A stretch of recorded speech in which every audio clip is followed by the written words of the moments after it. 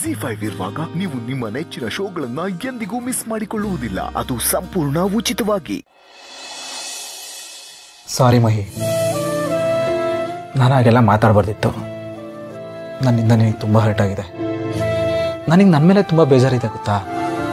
ನಾನು ಹಾಗೆಲ್ಲ ಮಾಡಿಬಿಟ್ಟೆ ಅಂತ ತುಂಬಾ ಗಿಲ್ಟಿ ಫೀಲ್ ಆಗಿದ್ದೀನಿ. I am extremely sorry Mahi. That's okay ಬಾಬಾ. ಎಷ್ಟು ಸರಿ ಸಾರಿ ಕೇಳ್ತೀಯಾ? ನೀನು ಸಾರಿ ಕೇಳೋದು ಬೇಡ, ಗಿಲ್ಟ್ ಫೀಲ್ ಮಾಡೋದು ಬೇಡ. ನಾನು ಆಲ್ರೆಡಿ ಅದನ್ನೆಲ್ಲ ಮೈಂಡಿಂದ ಡಿಲೀಟ್ ಮಾಡಾಯ್ತು. ಓಕೆನಾ? Thanks. But on one condition. ಏನು? ಮತ್ತೆ ನೀನು ಅದೇ ಮಿಸ್ಟೇಕ್ನ ರಿಪೀಟ್ ಮಾಡಬಾರ್ದು. ಅಕಸ್ಮಾತ್ ಏನಾದರೂ ಮಾಡಿದ್ರೆ ಅಷ್ಟೇ, ನಾನಂತೂ ನಿನ್ನ ಕ್ಷಮಿಸಲ್ಲ. ಆವಾಗ ನನಗೂ ಲಾಸು, ನಿನಗೂ ಲಾಸು.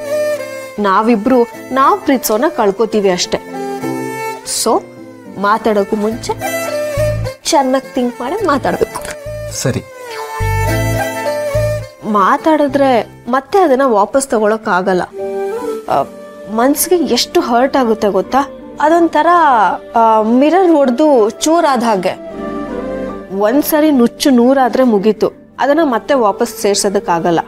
ಅಕಸ್ಮಾತ್ ಅದನ್ನ ಒಂದ್ ಮಾಡಿದ್ರು ಅದ್ ನೀಟಾಗಿ ಗೊತ್ತಾಗ್ಬಿಡುತ್ತೆ ಅದು ಒರಿಜಿನಲ್ ಅಲ್ಲ, ಪ್ಯಾಚಪ್ ಮಾಡಿರೋದು ಅಂತ. ನಾವಿಬ್ರು ಹಾಗಾಗೋದ್ ಬೇಡ. ಇರೋದು ಒಂದೇ ಲೈಫು. ಅರ್ಥ ಆಯ್ತಾ? ಅರ್ಥ ಆಯ್ತು. ಏನ್ ಅರ್ಥ ಆಯ್ತು? ಅದೇ ನೀನು ಹೇಳ್ದಿಯಲ್ಲ, ಇರೋದು ಒಂದೇ ಜೀವನ, ಚೆನ್ನಾಗಿರ್ಬೇಕು ಅಂತ. ಅದನ್ನ ಚೆನ್ನಾಗಿ ನೆನ್ಪಿಟ್ಕೊ. ಇಲ್ಲ ಅಂದ್ರೆ ನನ್ನ ಬಗ್ಗೆ ನಿನಗೆ ಚೆನ್ನಾಗಿ ಗೊತ್ತು ತಾನೆ. ನನಗೇನಾದ್ರೂ ತಲೆ ಕೆಟ್ರೆ ಪರ್ಮನೆಂಟ್ ಆಗಿ ಸೂಟ್ಕೇಸ್ ತಗೊಂಡು ಹೋಗ್ಬಿಡ್ತೀನಿ ಅಷ್ಟೇ. ಮಹಿ ಪ್ಲೀಸ್ ಹಾಗೆಲ್ಲ ಹೇಳ್ಬೇಡ. ಮತ್ತೆ ಮನೆ ಬಿಟ್ಟು ಹೋಗೋ ಮಾತಾಡ್ಬೇಡ. ನಾನು ನಿಜವಾಗ್ಲೂ ನಿನ್ನ ಎಷ್ಟು ಮಿಸ್ ಮಾಡ್ಕೊಂಡೆ ಗೊತ್ತಾ. ನೀನಿಲ್ಲದೆ ಈ ರೂಮ್ ಬಿಕೋ ಅನ್ನಿಸ್ತಿತ್ತು, ನಿದ್ರೆನೇ ಬರ್ತಿರ್ಲಿಲ್ಲ. ನೀನಿಲ್ಲದೆ ನನ್ನ ಜೀವನ ಹೇಗಿರುತ್ತೆ ಅಂತ ನನಗೆ ಗೊತ್ತಾಗಿದೆ ಮಹಿ. ನೀನಿಲ್ಲದೆ ಈ ಮನೆ, ಈ ಮನಸ್ಸು ಎಲ್ಲ ಖಾಲಿ ಖಾಲಿ ಅನ್ಸುತ್ತೆ. ನನಗೂ ಹಾಗೆ ಅನ್ನಿಸ್ತಾ ಇತ್ತು. ಮೊದಲೆಲ್ಲ ಮನೆಗೆ ಹೋದಾಗ ಅದು ನನ್ನ ಮನೆ, ಅದು ನನ್ನ ರೂಮು ಅಂತೆಲ್ಲ ಇರ್ತಾ ಇತ್ತು, ಒಂದು ಕನೆಕ್ಷನ್ ಇತ್ತು. ಬಟ್ ಈ ಸರಿ ಹೋದಾಗ ನಾನು ಬೇರೆ ಎಲ್ಲೋ ಬಂದ್ಬಿಟ್ಟಿದ್ದೀನಿ ಅನ್ನೋ ಥರ ಫೀಲ್ ಇತ್ತು. ನಿನ್ನ ಮಾವ, ಅತ್ತೆ, ನಿಮ್ಮನ್ನೆಲ್ಲ ಎಷ್ಟು ಮಿಸ್ ಮಾಡ್ಕೊಂಡೆ ಗೊತ್ತಾ. ನೀವಿಲ್ಲದೆ ನಂಗೆ ಬೇಜಾರಾಗ್ತಾ ಇತ್ತು.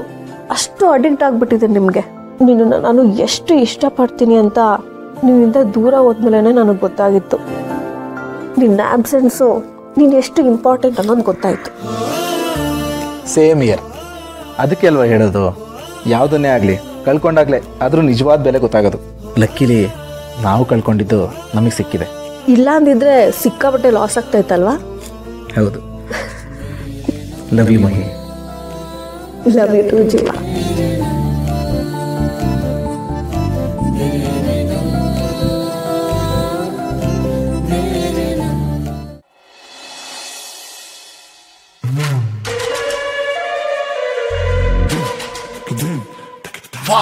ಕ್ಯಾ ಸೀನ್ ಹೇ. ಪುಣ್ಯಕೋಟಿ ಹಸುವಿಗೆ ಹುಲಿ ಹುಲ್ಲು ತಿನ್ನಿಸೋ ಥರ ಇದೆ. ಇದನ್ನು ನೋಡಿ ನನ್ನ ಕಣ್ಣು ಎಲ್ಲಿ ಹಿಂಗೋಗ್ಬಿಡುತ್ತೋ ಅಂತ ಹೆದರಿಕೆ ಆಗ್ತಾ ಇದೆ. ನೋಡಮ್ಮ, ಇವತ್ತು ನಿನಗೆ ಯಾರು ಊಟ ಮಾಡ್ಸಕ್ ಬಂದಿದ್ದಾರೆ ಅಂತ. ಶಾಕುಂತ್ಲಾ ಅಮ್ಮ.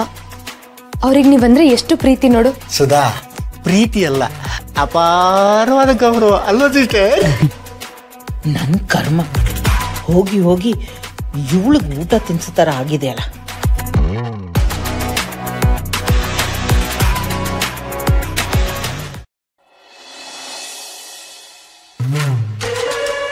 ಮತ್ತೆ ಇನ್ನೇನ್ ಸಮಾಚಾರ? ನನ್ನನ್ನು ಕೇಳ್ತಿರಲ್ಲ ಅಂಕಲ್. ನಮ್ಮ ಅಣ್ಣನ ಮುಳುಗ್ಸೋ ಕಾಂಟ್ರಾಕ್ಟ್ ತಗೊಂಡಿರೋದು ನೀವು. ಸೊ ನೀವು ಹೇಳಬೇಕು ಸಮಾಚಾರ ಏನು ಅಂತ. ಏನ್ ಮಾಡ್ತಾ ಇದ್ದೀರಾ, ಮಾಡ್ತಿರೋ ಕೆಲಸ ಎಲ್ಲಿವರೆಗೂ ಬಂತು ಅಂತ. ಎಲ್ಲ ಆಗ್ತಾ ಇದೆ, ಪ್ರಯತ್ನ ಚಾಲ್ತಿನಲ್ಲಿದೆ. ಅಂಕಲ್, ನಾನು ಕೇಳ್ತಾ ಇರೋದು ಎಕ್ಸಾಕ್ಟ್ ಆಗಿ ಏನ್ ಮಾಡ್ತಿದ್ದೀರಾ ಅಂತ. ಯಾಕಿಷ್ಟೊಂದು ಅವಸರ ಬರ್ತಿದ್ದೆ ನೀನು?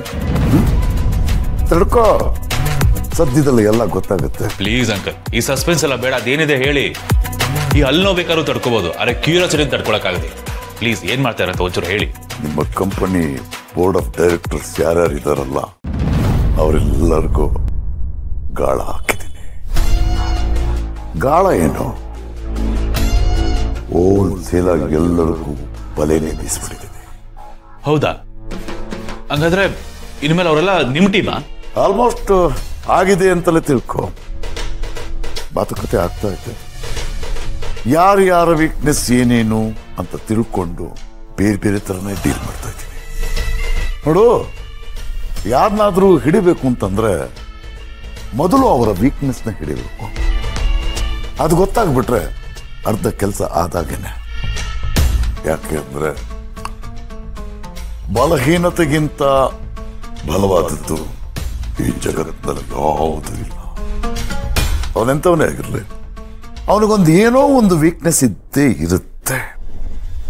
ಒಂದು ಚಿಕ್ಕ ರಂಧ್ರ ಇಡೀ ಹಡಗನ್ನೇ ಮುಳುಗಿಸೋ ಥರ ಅವನ ವೀಕ್ನೆಸ್ ಅವನನ್ನ ಮುಳುಗಿಸುತ್ತೆ. ಸದ್ಯ ಅವರ ವೀಕ್ನೆಸ್ ನಮ್ಮ ಸ್ಟ್ರೆಂತ್. ಆ ವೀಕ್ನೆಸ್ನ ಇಟ್ಕೊಂಡು ನಾನು ಆಟ ಆಡ್ತಾ ಇದ್ದೀನಿ. Very good uncle, super. ನಿಮ್ಮ ಗೇಮು, ನಿಮ್ಮ ಪ್ಲಾನ್ ಅದ್ಭುತವಾಗಿದೆ. ಎಲ್ಲಿ ಹಿಡಿಬೇಕು ಅಲ್ಲೇ ಹಿಡ್ದಾಕಿದ್ರಲ್ಲ. ಏನಾದ್ರೂ ಒಂದು ಮಾಡ್ಲೇಬೇಕಲ್ಲ, ಇಲ್ಲಾಂದ್ರೆ ನಮ್ ಕೆಲಸ ಆಗಲ್ಲ. ಇದು ಅಷ್ಟೊಂದು ಸುಲಭ ಅಲ್ಲ. ಈ ಕಪ್ಪೆಗಳನ್ನೆಲ್ಲ ಹಿಡಿದ್ಬಿಟ್ಟು ಒಂದು ಬುಟ್ಟಿಗೆ ಹಾಕ್ತಾಕೆ, ಒಂದು ಹಿಡಿದು ಒಳಗೆ ಹಾಕಿದ್ರೆ ಇನ್ನೊಂದು 2 ಆಚೆಗೆ ನೆಗೆದೊಟ್ಟೋಗ್ತವೆ. ಕಷ್ಟ ಇದೆ. ಕಷ್ಟಪಟ್ಟರೆ ತಾನೆ ನಮ್ಮ ಇಷ್ಟಾರ್ಥಗಳು ಈಡೇರೋದು. Correct uncle. ಸಕ್ಸಸ್ ಅನ್ನೋದು ಈಸಿಯಾಗಿ ಸಿಗೋ ಸಬ್ಸಿಡಿ ಅಲ್ಲ, ಕಷ್ಟಪಟ್ಟು ಗಿಟ್ಟಿಸ್ಕೊಳ್ಳೋ ಅವಾರ್ಡ್ ಅದು. ನಾವು ಕಷ್ಟಪಟ್ಟದಕ್ಕೆ ನಮಗೆ ಸಿಗೋ ಟ್ರೋಫಿ ಅದು. ಅಂಡ್ ಆ ಟ್ರೋಫಿ ಸದ್ಯಕ್ಕೆ ನಮ್ಮ ಅಣ್ಣನ ಪಾಲಾಗಿದೆ. ಆದಷ್ಟು ಬೇಗ ಹೇಗಾದ್ರೂ ಮಾಡಿ ಅದನ್ನ ನಾವು ಕಿತ್ಕೋಬೇಕು, ನಮ್ಮದಾಗಿಸ್ಕೋಬೇಕು. ಬರೀ ಟ್ರೋಫಿ ಮಾತ್ರ ಅಲ್ಲ ಅಂಕಲ್, ಅವಂದು ಅಂತ ಏನೇನಿದೆಯೋ ಪ್ರತಿಯೊಂದು ನನ್ನದಾಗ್ಬೇಕು. ನೀನೇನು ವರಿ ಮಾಡ್ಕೋಬೇಡ ಜೈ, ಎಲ್ಲ ನಮ್ಮ ಬೇಕಾದಂಗೆ ಆಗುತ್ತೆ. ಯಾರಿಗೂ ಡೌಟ್ ಬರಬಾರ್ದು. ಹಾಗೆ ಸೀಕ್ರೆಟ್ ಆಗಿ ಹ್ಯಾಂಡಲ್ ಮಾಡ್ತಾ ಇದ್ದೀನಿ. Good uncle, super. ನೀವು ಹೇಳೋದನ್ನ ಕೇಳ್ತಾ ಇದ್ರೆ ನನಗೆ ಹೋಪ್ಸ್ ಇನ್ನೂ ಜಾಸ್ತಿ ಆಗ್ತಾ ಇದೆ.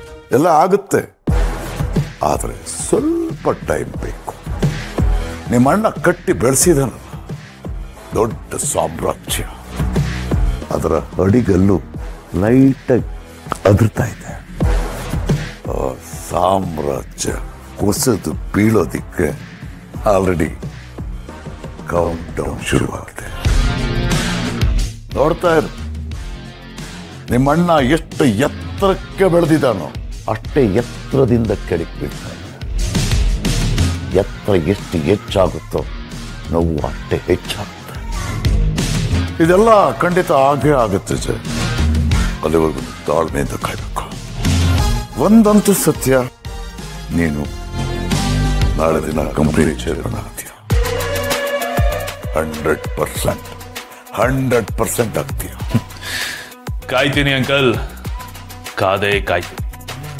ಪಾಲಿಟಿಷಿಯನ್ಸ್ ಅವ್ರ ಅಧಿಕಾರ ಹಿಡಿಯೋದಕ್ಕೆ 5 ವರ್ಷ ಕಾಯ್ತಾರಂತೆ. ಅಂತದ್ರಲ್ಲಿ ನಾನು ನನ್ನ ಜೀವನ ಪರ್ಯಂತ ಸಿಗ್ಬೇಕಾಗಿರೋ ಅಧಿಕಾರಕ್ಕೋಸ್ಕರ ಇಷ್ಟು ಕಾಯೋದಿಲ್ವಾ? ಕಾಯ್ತೀನಿ, ಕಾದೇ ಕಾಯ್ತೀನಿ. ಅದನ್ನು ತಪ್ಪಿಸೋದಕ್ಕೆ ಯಾರಿಂದಲೂ ಸಾಧ್ಯ. ZEE5 ಆಪ್ ಡೌನ್ಲೋಡ್ ಮಾಡಿ ಎಲ್ಲಾ ಸಂಚಿಕೆಗಳನ್ನು ಸಂಪೂರ್ಣ ಉಚಿತವಾಗಿ ನೋಡಿ.